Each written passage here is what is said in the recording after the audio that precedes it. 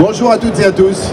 C'est pour moi un immense plaisir, un immense honneur d'avoir Nicolas Bouzou, qui a écrit sur l'avenir du travail, qui est un éminent économiste. Et je crois que l'intérêt pour nous aujourd'hui, dans cet échange, mais également dans ce que va être l'expression de Nicolas, c'est qui a aussi cette capacité à se projeter dans l'avenir et de voir comment est-ce que le travail, le marché de l'emploi va évoluer en fonction des évolutions sociologiques, technologiques. Donc Nicolas, un grand merci d'être avec nous aujourd'hui. Et pouvez-vous en quelques minutes nous dire ce qui est votre vision prospective de où va le marché de l'emploi, le travail de demain, et puis ensuite qu'on échange par rapport à ce que nous, notre propre vision et les solutions concrètes que l'on porte aujourd'hui à nos clients et au marché. Merci Alain. Je pense que d'une certaine façon, l'avenir est à vous parce que il y aura toujours beaucoup de travail. C'est-à-dire que le point de départ de ma réflexion et la raison pour laquelle j'ai fait ce livre que vous avez eu la gentillesse de citer, c'est que aujourd'hui, mais comme dans toutes les grandes périodes d'innovation, comme dans toutes les grandes périodes de destruction créatrice, pour reprendre le vocable des économistes, cette crainte de la fin du travail réapparaît. Mais cette crainte, elle n'est pas du tout nouvelle. Au fond, on a peur de perdre le travail depuis que le travail a une connotation positive dans nos sociétés, c'est-à-dire depuis à peu près 2000 ans. Je pourrais vous citer des exemples d'empereurs romains qui ont voulu ralentir l'innovation parce qu'ils voulaient conserver le travail. Vespasien qui refusait qu'on utilise des grues pour reconstruire Rome qui avait été brûlée par Néron, comme vous savez, enfin, en tout cas une partie de Rome qui avait été brûlée par Néron, et donc il ne voulait pas qu'on utilise des grues parce qu'il voulait que les gens travaillent. Il se disait, au fond, cette fois, la destruction va l'emporter sur la création. Donc vous voyez que cette crainte, elle existe depuis très longtemps et elle réapparaît aujourd'hui. Et je dirais même qu'aujourd'hui, elle est devenue assez consensuelle, notamment chez tous les spécialistes des technologies aux États-Unis, dans la Silicon Valley. Beaucoup d'entre eux pensent que cette fois-ci, vraiment, c'est bon, on y est, la destruction va l'emporter sur la création. Et ça se fait d'ailleurs tellement consensus que très souvent, on me pose la question de cette façon-là, y compris la presse d'ailleurs, quand j'ai fait la promotion de cet ouvrage, on m'a souvent dit, mais... Alors on me dit deux choses, on me dit, vous êtes bien d'accord que cette fois c'est pas pareil, et puis vous voyez bien que cette fois on détruit plus que ce qu'on crée. Alors ça me gêne à deux titres. La première chose c'est que j'aime pas qu'on pense pour moi et j'aime pas qu'on mette les réponses dans les questions qu'on pose. Et la deuxième chose c'est qu'en plus je suis pas d'accord. En plus je crois que c'est complètement faux. Et aujourd'hui vous ne voyez pas de chômage dit technologique. Je ne dis pas que pendant certaines périodes, il ne peut pas y avoir un chômage technologique dans la mesure où, comme l'expliquait Keynes d'ailleurs dès 1930, dans sa lettre aux petits-enfants qui vient d'être rééditée en français et que j'ai préfacé pour Oui Demain, je ne sais pas si c'est encore sorti, mais ça va être publié dans Oui Demain et j'ai eu le plaisir d'en faire la préface.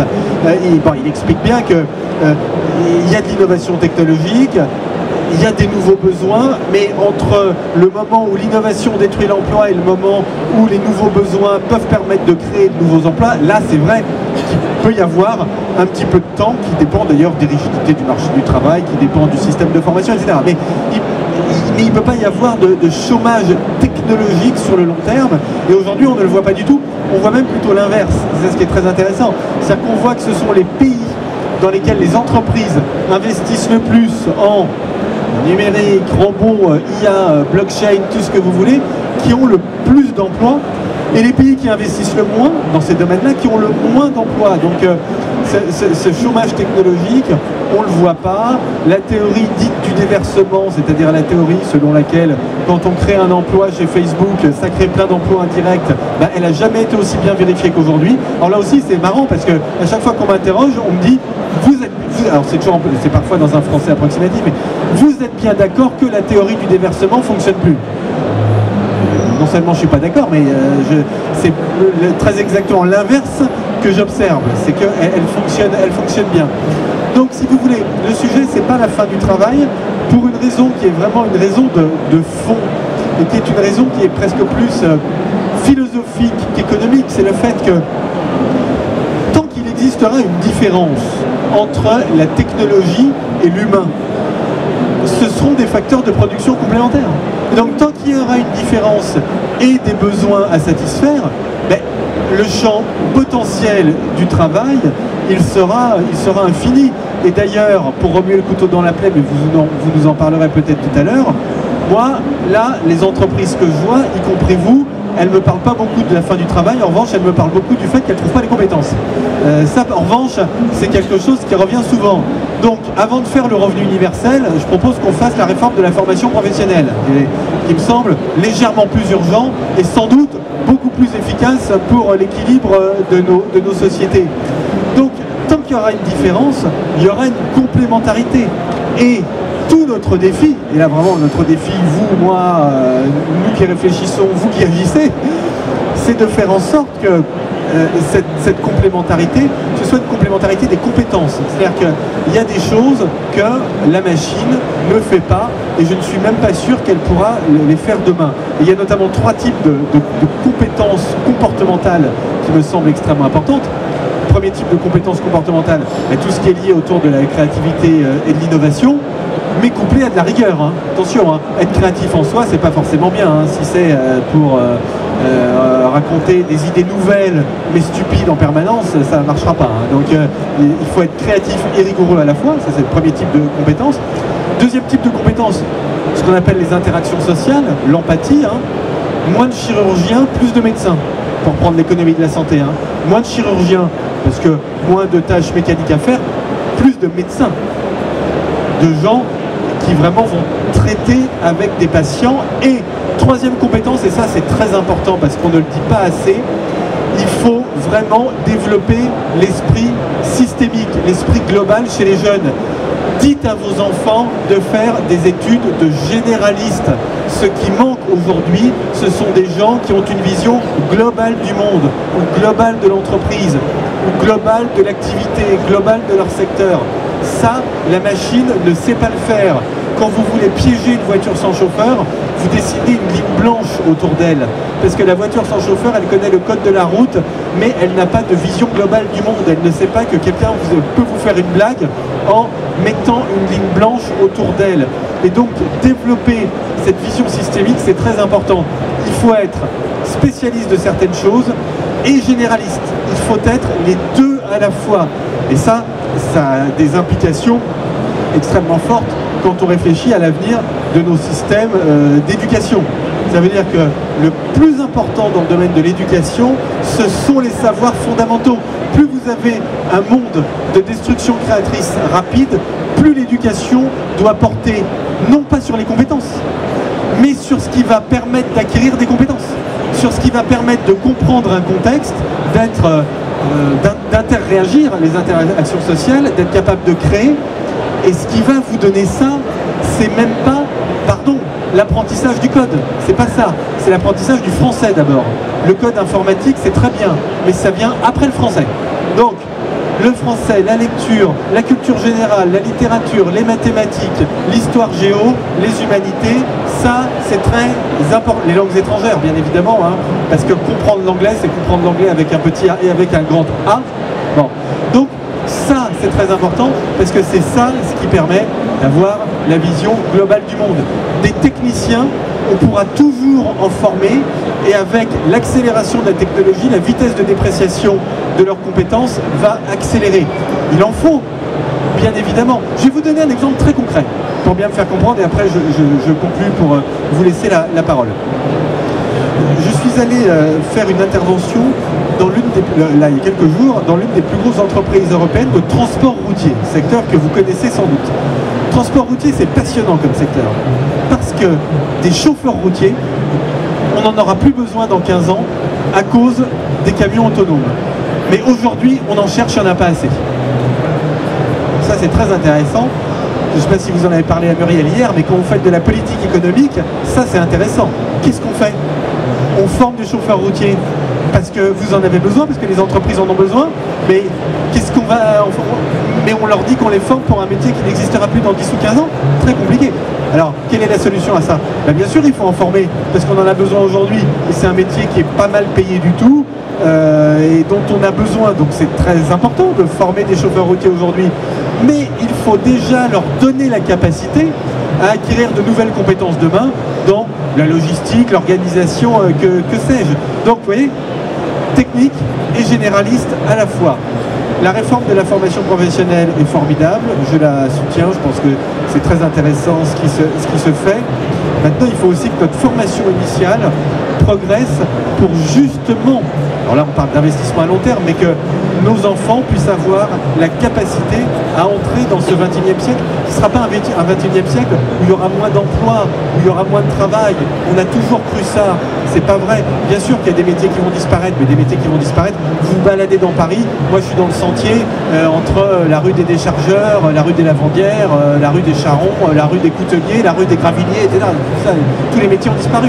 C'est pas grave, parce que Lavandière et Gravilliers c'était dur et pas bien payé, donc c'est pas grave que ça ait disparu, c'est très bien. Il y a de nouveaux métiers aujourd'hui. L'essentiel, cela dit, ce ne sont pas les métiers qui vont disparaître, mais ce sont les métiers qui vont évoluer. C'est ça l'essentiel. Et évidemment, il faut être vraiment armé par rapport à ça. Il faut de la flexibilité, de l'éducation et de la formation. Voilà, je m'arrête là pour ce propos introductif. Merci beaucoup pour cette introduction, Nicolas. Donc c'est nous aussi ce que l'on perçoit, parce que nous, notre objectif, c'est de fournir les meilleures solutions à nos clients, et donc on va les interroger. On a interrogé entre 10 et 20 000 clients dans 40 pays. 56% des dirigeants d'entreprise nous ont dit « Nous anticipons d'augmenter nos effectifs dans les 5 prochaines années ». Par contre, ils nous disent « Nos métiers vont évoluer, comme vous l'avez dit. Nous avons un enjeu de recrutement massif, en particulier sur le domaine du numérique. Et puis, bonne nouvelle pour l'ensemble de nos amis DRH, la fonction qui va devenir de plus en plus importante dans mon entreprise et qui doit se réinventer et sur laquelle je vais devoir m'appuyer pour apporter les solutions, c'est ma direction des ressources humaines. Et ça, enfin moi c'est ce que je perçois aussi à titre personnel, et je l'évoque souvent en évoquant les discussions avec les DRH. En gros, il y a 2 ou 3 ans, je crois que les entreprises, les dirigeants d'entreprises ont compris qu'il fallait qu'ils partent dans une transformation profonde de leurs entreprises, transformation digitale. Et globalement, ils disaient, et l'intendance suivra, l'intendance étant les ressources humaines, ils me géreront les environnements sociaux, pas de difficulté avec autant de chômeurs pour trouver les compétences dont on a besoin, ils vont me gérer tout ça. Et d'ailleurs, franchement, s'ils n'y arrivent pas, c'est qu'ils ne doivent pas être très bons. Parce qu'il y a tous les éléments pour que ça puisse marcher. Aujourd'hui, quand j'ai des discussions avec des dirigeants d'entreprise, à chaque fois, ils considèrent que l'enjeu RH, c'est le leur. Et ça, c'est un changement majeur sur tous ces sujets. Voilà, donc c'est pour ça que nous, ici, nous essayons de travailler avec l'ensemble de l'écosystème de l'innovation pour que ces transformations, cette capacité à former les compétences, mais aussi à accompagner le plus grand nombre dans ces transformations, sont des points importants et sur lesquels il faut qu'on s'appuie sur le meilleur de la technologie au travers du concept d'Open Innovation. Nous considérons que nous n'avons pas, et que ce n'est pas notre métier, de développer les technologies qui vont permettre d'accélérer sur la formation, les évaluations, le recrutement, le coaching. Il y a des gens et il y a un écosystème absolument foisonnant en France sur ce sujet-là, mais c'est de bâtir un vrai partenariat, non seulement avec la 40 startups qui sont avec nous aujourd'hui, dépendance Viva Technologies, mais avec les dizaines d'autres avec lesquels que nous scannons, avec lesquels nous travaillons, pour que nous soyons capables de transformer ça en valeur, et pour les entreprises, et pour l'ensemble des candidats, parce que je pense que ce sont des enjeux qui sont majeurs sur ces sujets. Vous l'avez dit, aujourd'hui on a un enjeu de compétences majeur, d'autant plus que dans les critères de recrutement qui commencent à émerger de plus en plus de la part de nos clients lorsque nous faisons en particulier donc du recrutement permanent en CDI, et de plus en plus c'est trouvez-moi des gens qui ont la capacité d'évoluer. Donc c'est tout à fait en ligne avec ce que vous disiez, c'est le savoir-faire, on peut finalement réussir à en faire notre affaire, c'est peut-être une question d'investissement, il va y avoir des plans d'investissement du gouvernement et ainsi de suite, et on peut en faire notre affaire. Le savoir-être, la capacité et la volonté d'évoluer, d'accepter que le monde bouge, est aussi une caractéristique et une compétence extrêmement importante. Voilà ce qui est un peu les sujets sur lesquels nous opérons. Moi, ce qui m'intéresserait, Nicolas, c'est que vous êtes économiste, vous êtes un peu sociologue également, vous avez un regard très aigu sur la société. Qu'est-ce qu'il faut faire et quelles sont, sans doute dans les politiques publiques et dans la communication, pour faire justement que nos concitoyens voient ces changements autant comme des opportunités que des menaces, parce qu'aujourd'hui, beaucoup évoquent le fait qu'on est dans un monde qui est coupé en deux, entre ceux qui pensent, et à juste titre, ceux qui ont les bonnes compétences, qu'ils vont être les gagnants de ce nouveau monde, et ceux qui n'ont pas les compétences ou qui pensent que leur métier va être profondément transformé, voire simplement supprimé par ces nouvelles technologies, et qui considèrent qu'ils sont les perdants et ce qui alimente sans doute le populisme. Qu'est-ce qu'ils font pour que, y compris cette réforme de la formation professionnelle que vous évoquiez, ça soit un succès et qu'on passe d'une population aujourd'hui où il y a beaucoup de pessimistes qui s'expriment, certains optimistes d'ailleurs qui s'expriment sans doute un peu moins, à une population où majoritairement on a des optimistes et qui disent oui, je serai capable de trouver ma voie dans ce nouveau monde qui s'ouvre. Bon, déjà, il est vrai que la société est coupée en deux, c'est pas simplement vrai de la société française, mais l'articulation de la mondialisation et de l'innovation, elle a tendance à déstructurer les sociétés. C'est en quelque sorte le prix du progrès, si vous voulez. On a vu ça au XIXe siècle, on a même vu ça au moment de la Renaissance. Donc il faut vraiment faire très attention à ça. C'est la raison d'ailleurs pour laquelle ce sont vraiment dans ces périodes que les populismes montent. Et le populisme, c'est bien évidemment la conséquence d'une gestion non optimale de la mondialisation et de l'innovation.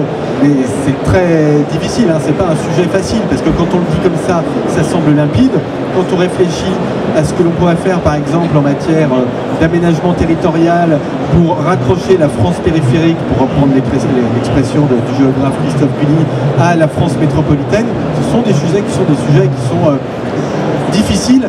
Et d'ailleurs, on voit bien que le gouvernement, sur ce sujet, est un peu pris en défaut. On voit que c'est très compliqué pour lui, mais parce que les solutions sont pas faciles. Alors, moi, je fais deux propositions. Première chose, il faut vraiment montrer que l'innovation, c'est pas simplement de l'innovation, mais que l'innovation, ça peut être du progrès. Il faut refinaliser l'innovation. L'innovation est définalisée aujourd'hui au sens philosophique, c'est-à-dire qu'elle n'a plus de fin.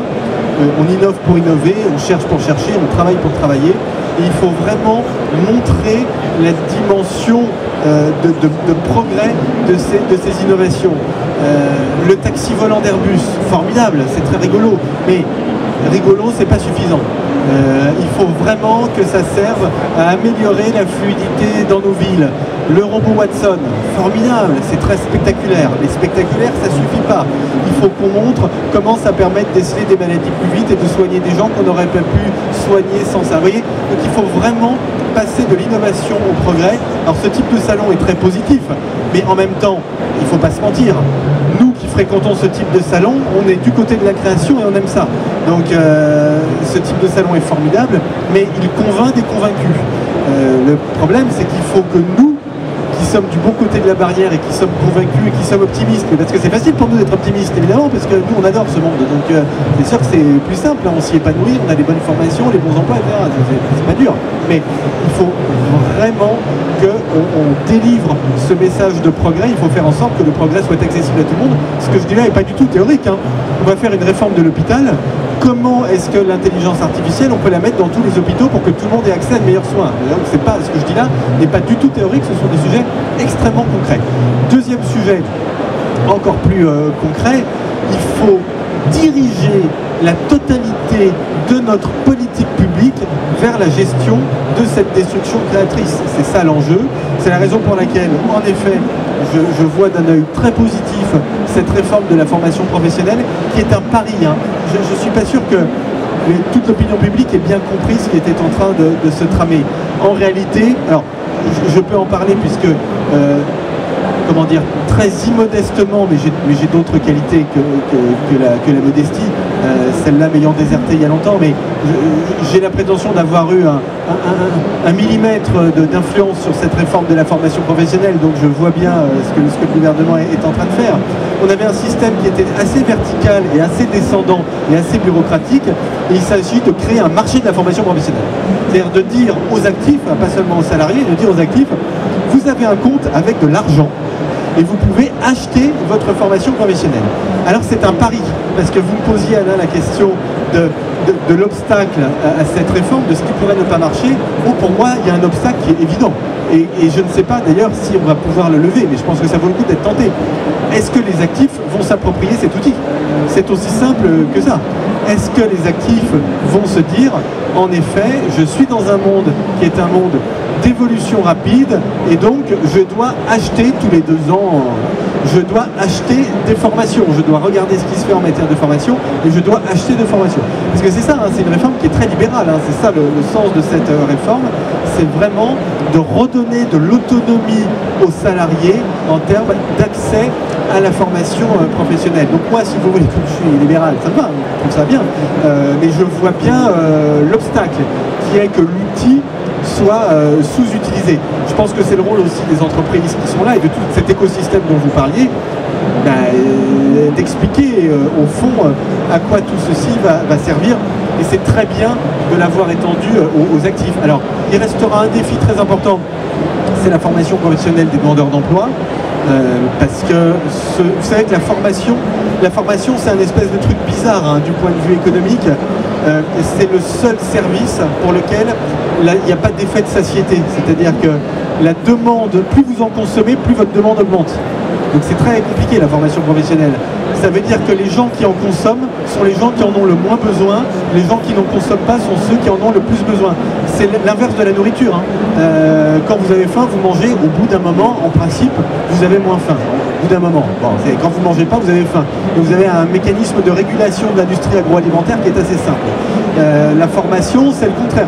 C'est comme la culture. Hein. Plus vous en achetez, plus vous en voulez, moins vous en achetez, moins vous en voulez. Donc, les demandeurs d'emploi, parfois, assez souvent d'ailleurs, parce que le chômage en France est beaucoup un chômage de sous-qualification. Donc les demandeurs d'emploi ont des problèmes de qualification. Ils n'ont pas, entre guillemets, consommé beaucoup de formation continue ces dernières années, mais ce sont eux qui en ont le plus besoin. Vous voyez la difficulté. Donc là, évidemment, il y a un défi important à remplir, mais ce bloc de réforme là, formation professionnelle, apprentissage, je pourrais mettre la réforme du bac dedans, et réforme de l'assurance chômage, on en parlait tous les deux tout à l'heure, c'est quand même le bloc de réforme, à mon avis, le plus déterminant pour la France ces 10 ou 15 prochaines années. Merci. Alors juste peut-être pour vous dire comment nous percevons ces choses-là. Donc et dans les échanges que nous avons... positivement que moi. Non, enfin, je pense par rapport aux enjeux. Le sujet, je pense que c'est effectivement, et dans les discussions que nous avons aussi avec le ministère, c'est de dire, c'est bien de donner du capital aux gens. Il y a des gens qui savent très bien et qui vont savoir très bien utiliser ce capital, et d'autres qui vont sans doute avoir plus de difficultés, voire qui pourraient même potentiellement le gaspiller, parce que l'objectif c'est quand même c'est de l'argent, et donc c'est comment est-ce qu'on peut l'utiliser au mieux. Et je crois que vous l'avez évoqué pour les demandeurs d'emploi. Je pense que pour un certain nombre de personnes, il va falloir être capable de les accompagner sur ces sujets. Donc c'est ce que nous avons commencé à anticiper. Donc nous, ce que nous sommes engagés, c'est à travailler. Alors c'est ce que nous faisons historiquement. L'an dernier, nous avons formé 50 000 de nos intérimaires. Nous en avons à peu près 100 000 tous les jours chez nos clients. Donc ce sont des volumes très significatifs. Et donc ce que nous sommes engagés cette année avec 50 000 d'entre eux, c'est de leur dire, on va définir avec vous des trajectoires professionnelles, et souvent ce sont pour les moins qualifiés, on va définir des trajectoires professionnelles où on va associer des missions sur lesquelles on va pouvoir vous affecter en clientèle, des formations, et ce qu'on vous promet, c'est que si vous rentrez dans ce schéma-là, on va progressivement augmenter votre durée d'emploi, et on va vous emmener vers l'emploi pérenne, en particulier chez nous, au travers du CDI intérimaire. Cette année, nous allons signer entre 5 et 6 000 CDI intérimaires, donc c'est une pérennité, puisque ça nous permet d'apporter de la flexibilité à nos clients, parce qu'ils sont détachés comme des intérimaires. Simplement, c'est que lorsqu'ils ne sont pas en mission, c'est nous qui les rémunérons. Ça leur permet d'avoir plus facilement accès au crédit, au logement, et d'aller dans ce sens-là.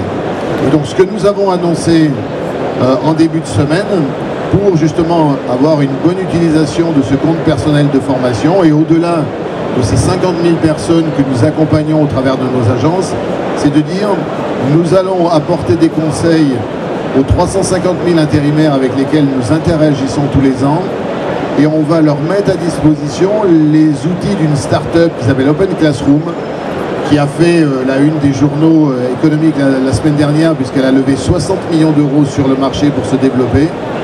Et donc leur disant, on va vous aider, on va vous coacher, et on va vous dire en fonction de ce qui est votre projet professionnel et de ce que vous voulez faire, quel type de cours d'Open Classroom vous allez pouvoir aller acheter, puisque, comme vous l'avez dit, ça devient un marché de la formation professionnelle, et qui va vous aider, et au travers de ça, ça vous aidera à aller progressivement vers plus d'emplois, parce que nous, une des premières préoccupations de nos intérimaires, ceux qui ne travaillent pas à 100% pour nous, c'est comment est-ce que je peux augmenter ma durée d'emploi et donc mon pouvoir d'achat, et progressivement, puisque c'est bien ça l'objectif, notre objectif c'est pas que nos intérimaires restent intérimaires toute leur vie, c'est qu'on les emmène le plus possible vers de l'emploi durable. Voilà, donc je crois que c'est au travers de ces opérations-là, donc à notre échelle, mais je crois que c'est la responsabilité d'ailleurs de toutes les entreprises que d'accompagner ce mouvement, de s'engager sur la formation. C'était aussi d'ailleurs tout le discours du président de la République avec les géants de la tech mercredi, en leur disant, écoutez, vous ne pouvez pas juste être disrupteur du monde, il faut aussi que vous jouiez votre rôle social. Voilà, c'est ce que nous avons compris, et ce qui a fait qu'aujourd'hui, nos métiers, en particulier nos métiers de travail temporaire, sont acceptés pour ce qu'ils sont, c'est parce qu'on a progressivement été capable de bâtir un statut pour nos intérimaires, ce qui fait que d'ailleurs, ils ont plutôt envie de venir travailler avec nous, et que c'est notre objectif, mais c'est aussi notre responsabilité sociale d'entreprise de travailler sur ces sujets. Et en faisant ça, non seulement nous aidons nos intérimaires à mieux s'intégrer, mais nous développons des compétences toujours plus pointues qui sont celles que nos clients demandent et sur lesquelles nous avons de plus en plus de difficultés d'ailleurs à fournir les compétences en technicité et en savoir-être que nos clients souhaitent. Donc ce sont de grands enjeux. Je crois que nous avons, au travers de cet échange, un peu plus ouvert le débat. Moi, je considère que c'est, comme vous, l'enjeu des 10 ou 20 prochaines années et de notre capacité collective entre les pouvoirs publics, les entreprises, de quelque nature qu'elles soient, que d'apporter ces solutions et qui vont faire que nous allons pouvoir véritablement aller, comme les optimistes le pensent, vers un monde qui sera un monde plus prometteur, et que, à contrario, si nous n'avons pas cette capacité et si nous laissons trop de gens sur le bord du chemin, vraisemblablement à un moment l'orchestre va arrêter de jouer et ça va être plus difficile. Voilà pour cet échange. Merci Nicolas. Merci Alain, merci. Merci.